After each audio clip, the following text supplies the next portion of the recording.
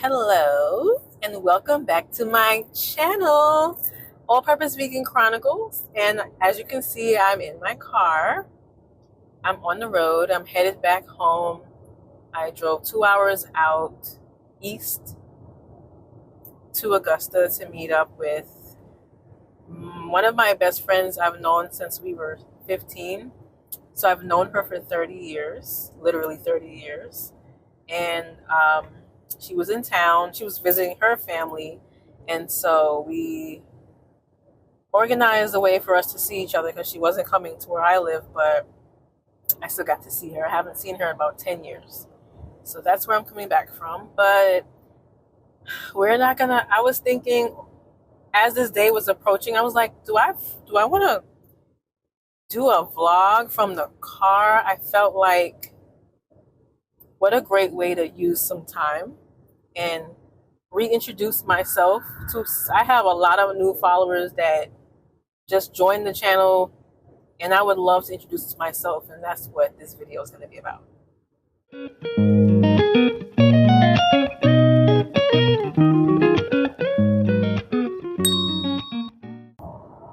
So let's get to it. Let's get straight to it. Why and how did I start my garden?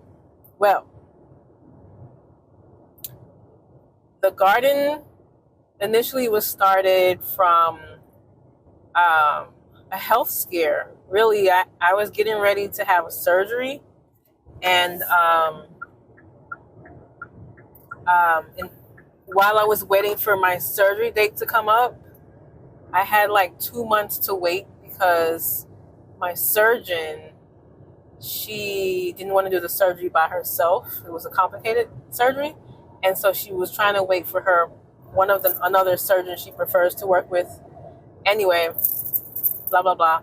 I had to wait 2 months for the surgery. And just to help with the anxiety and kind of help myself sit with the idea of having a major surgery, I started an herb garden. So I went to Home Depot. So I will also show some before and after shots of my yard. If I don't do it in this video, I'll definitely do a before and after of my actual garden. But the spot where the herb garden is, nothing was there. At the back of the house, the back of my house has this really just the way the sun casts down over the house, like where your patio would be behind the house, it's really shaded right there. So that's where the herb garden ended up. So I went to Home Depot and I bought those wooden cedar long wooden boxes. I think I got 2 of them first, and I went back and got 3. So funny because I only paid like $27 for each one, and now that same box, no, maybe I paid $30, but that same box is like $80 now. So I don't know, but lucky, I guess. But yeah, so that was my first, I don't know, I was just like, I don't know what I was thinking. I don't know if I watched something on YouTube. I don't know what, besides trying to make my mind busy, what was the actual reason of wanting to start this garden? Can't pinpoint now. I can't say what, but that's what I started with. I said, let me do an herb garden. So I bought basil. I got rosemary. I think I learned how to propagate the grocery store green onion. And I had mint there. But it was like 3 things. It was like thyme, basil, mint maybe. No, it wasn't mint. It was like basil, the stuff that you see at the grocery store, but I went to a nursery and got it. So it was like basil, English thyme, and something else. But like those little simple herbs. So that is what I purchased from the nursery and started my little garden. And in the next moment, this may have been inspired by YouTube. I was thinking, let's do something with the yard. So I will insert what the yard looked like before right here. And if you're looking at it now, you can see it's quite barren. We got the house, typical subdivision lot, um, little square, patio square, but we had like no grass. It was like this patchy moss, a little bit of Bermuda, and like this crabgrass, and then like weeds, and then like a lot of rocks and stones. You know, Atlanta has these certain spots that really come off of the mountains. Like, you know, there's a few Stone Mountain and another mountain, you know, but they say the bedrock extends from those mountains, so you'll see a lot of you can see a lot of stone in your property in certain places. So anyway, the yard had a lot of big stones, a lot of kind of like those river stones, but like really big. Then we had like these other, you know, random size stones in our yard, and yeah, that's basically what was going on in my yard. And I think at that time when I started that herb garden, we had been there for a little bit, and we were just like, we wanted to use our yard. We had like some bugs that kind of they looked like ants with wings, and they were so aggressive. Like as soon as you went into the backyard, it was like no matter daytime, nighttime, they would just tear us up. So we got that house, and we didn't really go into the backyard too much. Then we had like this oak tree that I think it was oak tree. I think it's an oak tree, and it had like this very spiny branches. And I'm not too familiar with trees like that, but I don't know an oak tree to have such spiny branches. But this particular tree, maybe it had something else growing on it, but very like a lot of like prickly, spiny branches, and it hung super low. It was a little scary, like a heavily branched tree that never been pruned. It was a huge tree. It is a huge tree, and I'll put that in too. And it was just crazy. So anyway, we had a yard, but we never used it that first year, that first 2 years. I think our kids were kind of go in the back and throw around the football and stuff like that. That's basically what they were doing in the backyard. But upon waiting on the surgery to come, I found myself going in the backyard and wanting to kind of just breathe and like kind of meditate and kind of, I don't know, really like kind of grasp this idea of having this surgery and then having a 9-week recovery after the surgery. So that's really started. Once we got those herb boxes, I was like, I think I want some raised beds. And I think I was thinking that. I looked it up on YouTube. I didn't want to I couldn't figure out how to build it, but like I've never done this before. And then we found out that those stores, those big box stores sells the bricks with the pre-cut bricks with the 4 slots in it. And if you get like the wood, the lumber drops right in. So you don't have to drill anything. Usually when you get your raised bed, you need those 4 sides and you need those corner pieces to put it all together. But because they had these bricks pre-cut with the slots for the wood, you don't need to do any of that. You buy 4 bricks, 4 lumbers, unless you're doing, so you either do like 8x4 or you do 4x4, you know. And so I decided to do 2. So we got the boards and bricks, the lumber and the bricks for 2 boxes, and we put them down. My yard does slope down a little bit, so we had to figure out where we're going to put them down. We cleared it away with we cleared the grass away, put down cardboard, put down at this point, these first 2 had the black fabric as well as cardboard. That's just the way that we decided to do it. And I put this down. See me a little bit. Okay, cool. We put down the cardboard and the black fabric, put down, we did the raised beds, we did 2 4x4s, and then because I was going to do the surgery, we didn't do anything else with it. So this is like, the surgery was in the summer. I had the surgery, and then we went back to figuring out what we were doing with this garden. So at that point, the herb boxes were already started, and then the two raised beds turned into 3 raised beds. I end up getting one more after the surgery. And at this time during the surgery, I'm not working for anybody. I was self-employed. I think I was doing meal prepping and private chef work, a little catering, a little bit of this, a little bit of that. And so that was the reason why I was able to, focus on the garden like that, and then surgery. And at that time back then, I had Medicaid, which paid for the entire thing, thank God. So I don't have that anymore, but it's fine. That was a $98,000 surgery that I didn't have to do a thing out of my pocket for. So thank the Lord for that. But so back to my point. So in the process of healing, trying to figure out what exactly we're supposed to plant or whatever, but you have to set that up, right? So I did not purchase dirt. I didn't have dirt.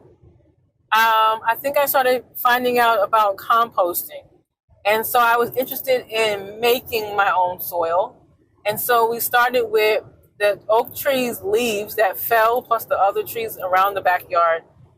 Those went into the raised beds from October or whenever they fell. So the end of October, the trees were falling, and that's where the leaves ended up in the yard, in the raised bed. When we cleaned them up, put them in there.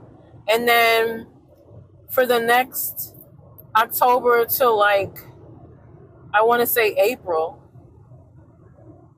we were collecting all of the organic food scraps, vegetables, fruits, eggshells, whatever was organic in the house, and they were going in the trash. The trash now is the raised beds. So in the raised beds, it was the banana peels, the apples, the oranges, the everything. So I have no information on this, no real education. I'm putting everything in there, whether it should go in there or not, as far as how the bacteria and the worms react to these things. So we're just dumping it all in there, leaving it out there. So what happened was, I want to say by March, the three raised beds were full, and they were just out there turning. I did turn some stuff a little bit. They weren't covered; they were just open, and it was like the most beautiful soil you could ever see. After all those months, it just turned into such a great, healthy,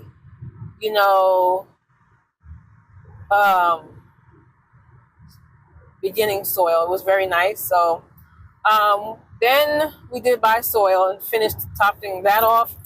Turned that soil, the back soil, with I think the soil we started with, with some organic soil, as well as a little bit of Miracle Grow soil. Whatever amount of bags we needed, plus what was already in those raised beds, and just kind of turning it and then letting that sit for a little bit. And then finally, this is where I don't want to say I wasted money at this point, but I had no plan. I didn't know what I wanted. It was just go to the nursery and buy everything that I wanted to buy, whether it should be planted together or not. So that was really unfortunate, but a lesson in that. I mean, literally planting things together that didn't go together, shouldn't be planted together, so they say. Not even thinking about flowers. Didn't even think that you need to add flowers. Not at all. Flowers is not, I love flowers, but I just didn't even understand you need flowers or flowering plants to really make this really beneficial. So, my first year was, I don't know, big box store stuff. I didn't go to any small nurseries or any small farms. I didn't propagate much of anything. So it was peppers, tomatoes, zucchini, like all this stuff. But a lot of things didn't really flourish because of the way they were planted, the area that they were planted. Like the zucchini was in the side where the herb garden was, and they got like the powdery mildew on there, and I didn't know how to combat that. I didn't know what to do with it. I didn't know what to do when the flowers bloom. Like I didn't help it, like cross-pollinate. I didn't know what to do. There were no bees because I feel like it was like this hodgepodge. There was not enough flowers, and things didn't really make much sense. And so we got what we got. We got tomatoes. I feel like the tomatoes from the big box stores grow pretty well, regardless of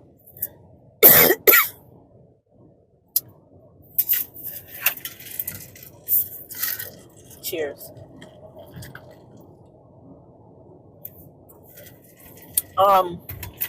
The big box stores, they have all the regular greens. They have lettuces, spinach. They have all the things you would expect. And I would just buy everything. I'm talking about mixing up all the brassicaceae up together with things that they should not be playing. It was a mess. But I enjoyed that experience, though. Don't get me wrong. I, for sure, was proud of what I was doing. But then by the end of the season, when the bugs came out in Georgia in June, I didn't understand, didn't know anything about the green hornworms that turned into moths later. I didn't know anything about those beetles, some June beetle. What are they called? The Japanese beetle. Wasn't familiar with those. I wasn't familiar with the leaf-footed bug. I wasn't familiar with a lot of things. I just knew the worms were good, and that was it. So I wasn't, like, at the end I wasn't satisfied, obviously, but I learned so much. And by the end of that year, I ended up, the start of my second season, not this season, but I don't know, am I getting mixed up? Maybe it was that same summer. I don't remember, but I did eventually decide to put in an 8-foot raised bed. I think I did that year. I went and got the stuff I needed and did an 8-foot raised bed. Love that so much. That one was cool because the last 4x4 and this 8x4 had no bottom. It had no cardboard and no black fabric. It was just open, which I figured if I would ever wanted to grow, like carrots or some root vegetables, that they would need to go in one of those 2 boxes. And so at this point, everything is open because the other ones have been there for a few years. I don't think the fabric or the cardboard is there anymore, or if it is, it's pretty broken down. So that's how I got my 4 raised beds and my 8-foot raised bed. And then after that, I convinced my husband the year after that to do some cinder block. I guess it's a raised bed, cinder block raised beds. But that was more for optics because I realized all the things that we needed, like more flowers, more this, more that. And I said I would focus on the ecosystem, which is why, this year I have caterpillars around the property in the back that are turning into butterflies as we speak. So that's what's going on there. And then so this season, 2024 season, the focus was 1,000% about the ecosystem and just providing the nutrient or like the environment for the good bacteria to thrive, for the bugs, or even just have balance. So while, of course, you attract the bad bugs almost all the time, but you want to also be able to attract the good stuff too. So I didn't see any ladybugs this year. I don't know like what time of the year ladybugs come around, but I haven't seen any ladybugs. But definitely had some predator bugs that came through and ate some other things that were undesirable. So I'm really excited about that. They were underneath the watermelon patch. I have this huge watermelon patch. It's a volunteer watermelon patch, and I just think that's so crazy. Um, it was never planted where it is. We moved some soil that had worms in it, but it also had a little bit of scraps in it. Must have had watermelon seeds, and we have a huge watermelon patch right now. It's gotta be, I don't know, 15 feet wide maybe. It's really big. It could be, actually, it might be 20 feet wide. I think I'm gonna measure it. I feel like it's like 20 feet wide or 20 feet long watermelon patch, and I've cut it back too because it kind of was growing. If you don't contain your watermelon patch, it will. If you don't allow it to crawl somewhere, vine somewhere, it's just gonna spread across the ground, and that's basically what it's done. Which I think it's kind of cool. It's a little jungle in front of. It's not far from the fence, so it's not necessarily in the way of anything, but it's huge. And that's that. And then I don't know. I just kept, as this journey has been going, I've just added to the garden regularly. Just been looking at YouTube and other YouTubers back then, a year ago and 2 years ago, and just kind of understanding what their experiences were. What were the takeaways from what they're talking about? And that was that. And so last year it wasn't everything I hoped it to be, but this year it's still not. We had like this water issue that I talk about in some of the videos. We had like this rainwater settling and moving fast through my yard and like really digging out these trenches that were really undesirable trenches. And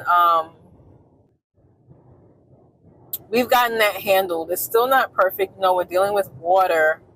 Water's gonna water, and you can't necessarily force it to go any particular area. It's just gonna go where it's gonna go. You've got to kind of just allow it to do that, but you can put some things in place to kind of help it not destroy things. It was definitely like things were getting moved too much, so I had to kind of figure that out. I think we did pretty good. But so also my other resources besides YouTube, I got these books. I'll put them in here. Got these books from Amazon. And I will absolutely link them in my description if you're interested in purchasing the books. So helpful in my journey as well. And just kind of identifying what would be the most beneficial. And so, speaking of what's beneficial, if you saw me speaking with Sydney from Luckett Farms, some of the things she was talking about, being like super intentional about what you're planting and how those things can really benefit your family and your garden, and not just plant tomatoes, but be thoughtful about that. Why are you planting tomatoes? If you know someone that grows tomatoes, you get tomatoes from that person. Never thought about that. It's almost like it's not wasted energy by growing something, but like if you're in a growing community, you can certainly go get tomatoes from another grower. You don't have to grow the tomatoes. So that was an ideal that I simply just didn't even put my mind to. That never even occurred to me. That, let's say, for example, I know like if I grow this particular thing, it's going to always attract these particular bugs. And if I don't want these bugs, I don't have to grow those things. Why? Because I can get that stuff from this other grower. And that's the way I interpreted it. Like, so if I don't grow, let's say, this and that, I won't have cabbage worms. If I don't put tomatoes, maybe I'll never see green hornworms. You know what I'm saying? But the caveat to that is, if you don't grow these things, does that mean, how does that affect, the ecosystem? Like right now, I have this bronze fennel that was there from the year before. The worms had never, the caterpillars had never touched it before, but because we worked so hard to get everything to grow really big and pretty and full, the plants and thrive and really add a lot of nutrients to the soil. and get like really harness the rainwater by saving the rainwater in my barrels and things like that. All the plants have just absolutely thrived, and they're so just really abundant and large and stuff like that. So now the plants are healthy, and they're like really attracting a lot of other beings to the yard that need the stuff, not just that we need it. Like the caterpillars tore that bronze fennel up, and now they are, I think I counted 8 of them that I could see, and I know we counted at least 30 caterpillars, and I only see like 8 chrysalis. But I feel like I did something special. I did something right. Wow. Still can't grow zucchini. Still can't grow, what do I struggle with, corn. But I allow myself grace with that, because even the corn that I choose to grow is a variety that comes from Bonnie Farms, and I think there's several factors with the corn that I am not doing properly, or it could be something wrong with that. It's peach and cream, and I planted it, and every time I planted corn twice, and it never comes out right. They're always dwarf and broken down looking. They're always they're never full. They're never large. The plants are super short. The yield is like nothing, maybe 1 per plant, and it's just like really bad. And I was saying in another video how I'm giving up on corn, and a subscriber was like, "Nah, girl, this is what you got to do." Da da da da da. So that's one thing I absolutely love about this community. It threw me off a little bit when people were just like, "You're doing that wrong. Do it this way." But then, like, I was like, "Oh no, that's not how they're saying it. I'm receiving it in like, don't be defensive. Receive what they're saying, because they know what they're talking about." So, and I'm new to this, and yeah, come on, cousins, help me figure this out. I love that. Absolutely, help me figure this out. But yeah, that's basically how I started the garden. How we're still keeping it going. It's grown a lot. I'm still not done. After we added everything, I'm like, okay, I still want to do more. What else can we add? What else can we build? What else can we do? The most memorable thing about my garden this season, I would say, would have to be my eradication of the squirrels.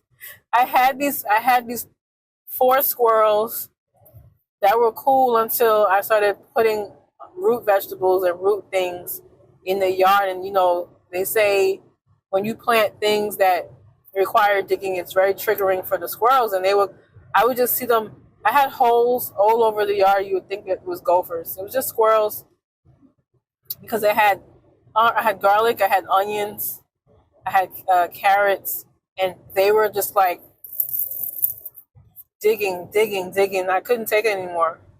I mean, just digging next to my stuff, digging them out, and not even like eating them. Just like digging. And I was like, maybe because, so also the tree that I have dropped acorns, and we didn't pick them all up. So that's another thing I learned. You have anything around your garden that has acorns or nuts, you need to pick them up after they fall immediately, so they don't get stomped down into the ground and get buried for the squirrels to be looking for them.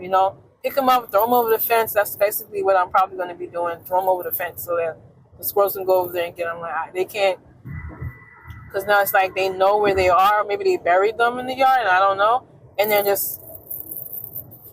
it drives me nuts. So yeah, I got some traps, and when we caught them, we caught three squirrels, put them in the car, drove them to the park. That's probably like 3 miles away, maybe 4 miles away, and let them suckers out. And I haven't had an issue with squirrels since all summer. So not interested in killing the squirrels. They just can't stay in my yard and dig up like that. And then also, that's one of those things I will keep in mind about planting and triggering them to want to dig. Yeah, I love gardening very much. I feel like it's to do the process of gardening. While it can be physically hard, I feel like it's really great for mental health. I feel like if I have stuff on my mind, once I step outside in the garden, it's like Zen. It's fabulous. It's wonderful. It's so peaceful, and I love it.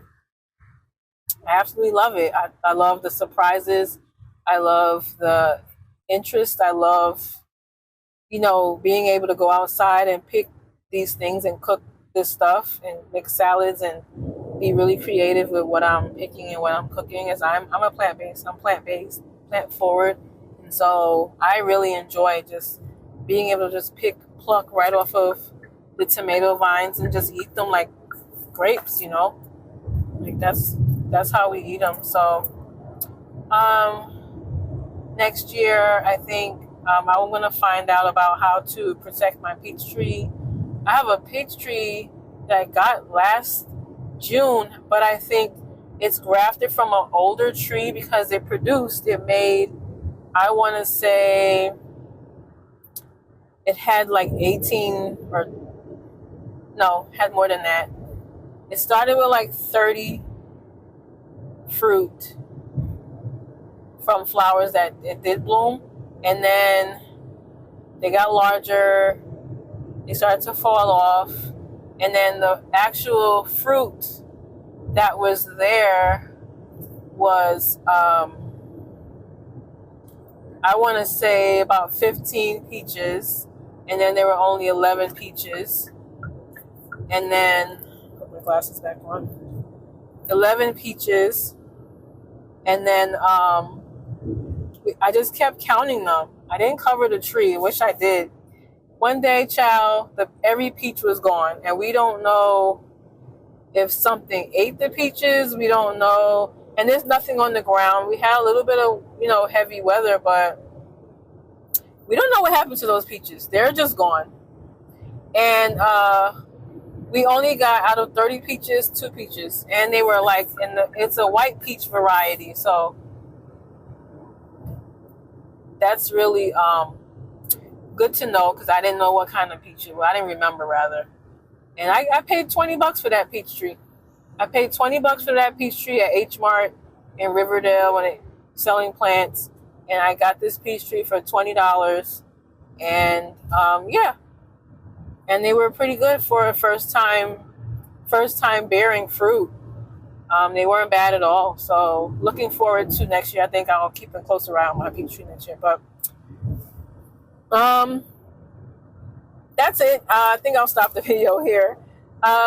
If you have any comments or you want to share with the community how you started your garden or your why, please feel free to share down in the comments below. I'd love to know how you started your garden or your journey, and why. So till the next video, thank you for watching. If you liked the video, please subscribe so you don't miss. I do have some more content coming up, maybe something overseas, possibly trying to arrange something. But yeah, this was great conversation, and I hope you liked what I was saying. And I'll see you guys in the next one. Thank you for watching All Purpose Vegan Chronicles. Bye.